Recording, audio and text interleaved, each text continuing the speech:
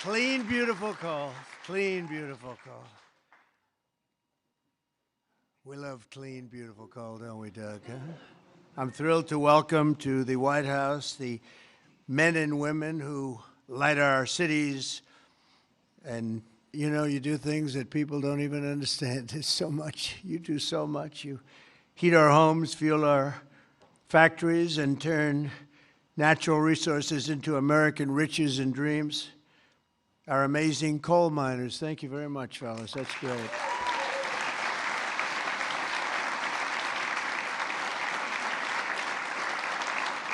And I know you well. I know you well. I think I get about 97% of your vote.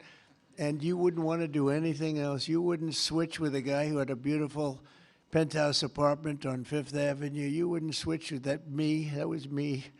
I had a nice, easy life. And now I decided to do this.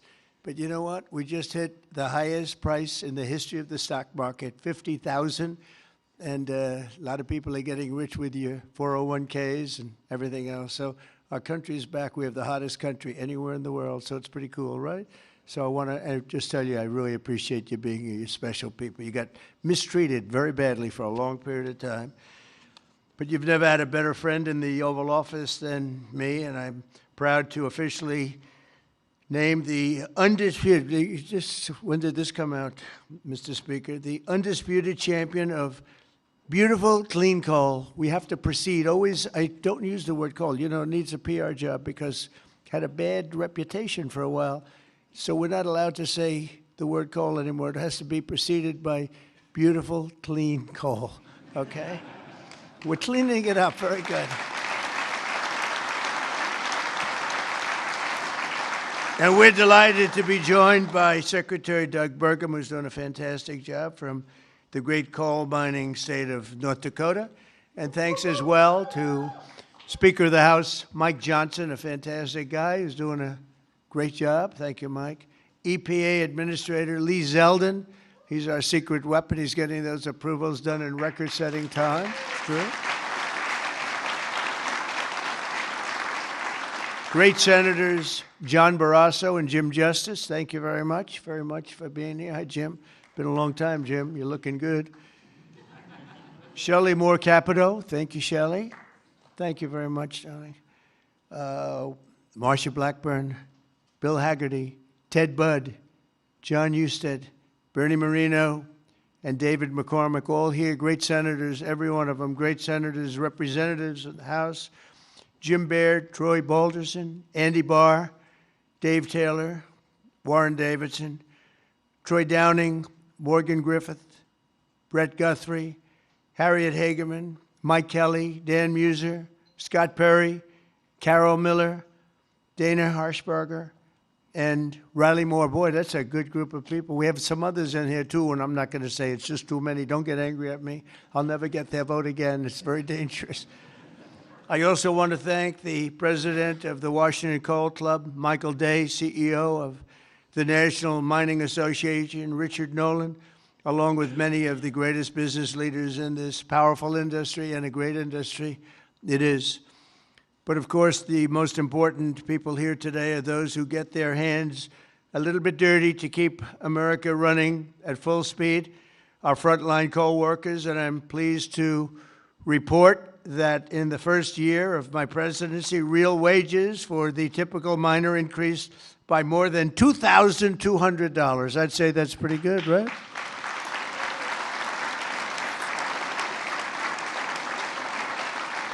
And I'll give you the bad news. It's the first time that that's happened in more than 27 years, all right? Those other presidents didn't take good care of you. They didn't take good care of you at all. They didn't realize what they had. The last time many of us were together, I signed a historic executive order to ensure that America's beautiful, clean coal plants would keep running when we need it most, and that's 24 hours a day in rain, sleet, and snow. You know, coal can operate when other substances can't.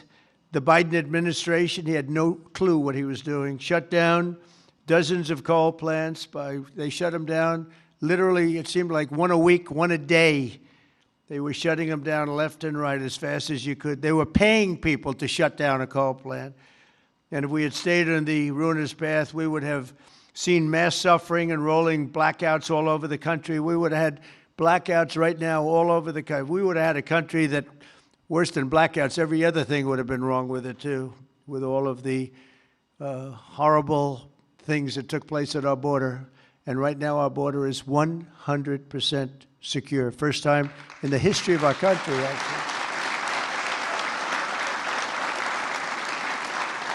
And you see it all the time. So instead, when large parts of our country were hit with winter storms, it was coal that kept the power on, and it was coal that never was bothered by cold weather, warm weather. It's never bothered by anything, just keeps on chugging, right? During this vicious storm, and they had some really bad ones, coal generation surged 31%, while solar and wind totally collapsed. I'm not a big fan of those crazy windmills that are all made in China. You know, they're made in China, but not used by China. Let's look for a couple of wind farms in China, see if you can find one. They sell us those things for fortunes, but we don't do them anymore. Have we done any this year, Doug? We're not going to do any, hopefully, for 4 years in this country. They're losers. They lose. You're supposed to make money with energy, not lose money with energy. And they lose a lot of money.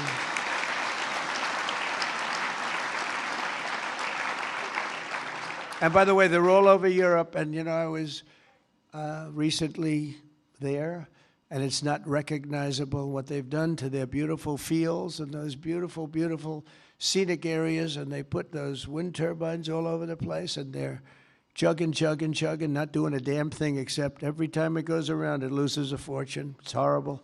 They've lost their way. Not recognizable. And then I wonder why they don't like me over there, but you know who likes me over there? The people like me over there, I can tell you, because they know I'm right. More than 200 million Americans across 35 states were impacted by the storm, and the only reason most were able to take a hot shower was thanks to the power provided by the most reliable, dependable, and really dependable form of energy that we have, and that's clean, beautiful coal. Biden and the radical left wanted to abolish coal. They did everything they could, everything possible. But on day one of this administration, I ended the war on coal. We terminated the Green New Scam, and we withdrew from the unfair, one-sided Paris Climate Accord. That was another beauty we had. We paid $1 trillion. Nobody else had to pay 10 cents. Already I've saved 74 coal power plants from crushing restrictions and closures that would have been forced to shut down in the very immediate future. And today I'm proud to announce that the Tennessee Valley Authority is taking action to save 2 major coal plants in Tennessee, Tennessee Valley Authority.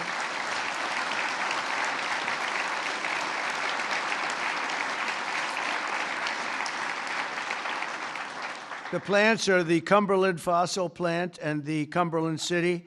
It's in Cumberland City. It's a big, beautiful thing that they just wanted to shut down. You know, the Tennessee Valley Authority has gone in a very stupid, very bad direction. The head of it, it's considered sort of semi-private. It's supposed to be semi-public, but it's semi-private. It's the highest paid government-type official in history. I think they pay them $10 million a year. They're paying them $10 million. I think the Speaker of the House wants to resign and head the Tennessee Valley Authority. And he could do a much better job, I can tell you that. Is that right, Doug? They pay him $10 million a year. Can you believe it? Well, Trump is on the scene now. We're going to make his life miserable. $10 million. I wonder what he got before he got that job. Probably making $150,000, right? And the Kingston fossil plant in Harriman, Tennessee, so they're going to remain open, and they're going to be vibrant. They're going to be improved, built up, and continue to do all the things that they do. These 2 plants were slated for termination, but we're going to save over 450 jobs by keeping them going and going strong. In addition, I'm directing the Department of Energy to issue funds to coal plants in West Virginia, Ohio, North Carolina, and Kentucky to keep them online and keep those plants open. Right, Jim?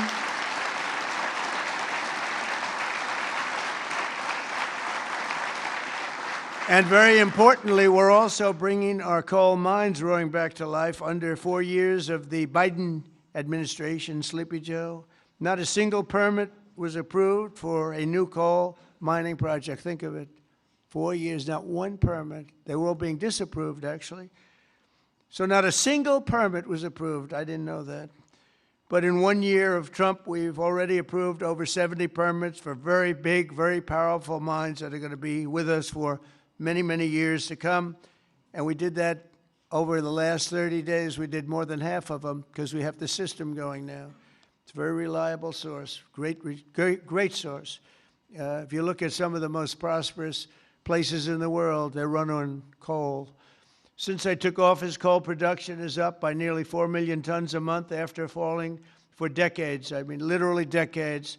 Coal power generation is up by nearly 15% in my first year, and that number is going to be about 25 or 30% this coming year, at least. These pro-American energy policies are bringing energy prices way down. You see what's happening even with gasoline. I was in Iowa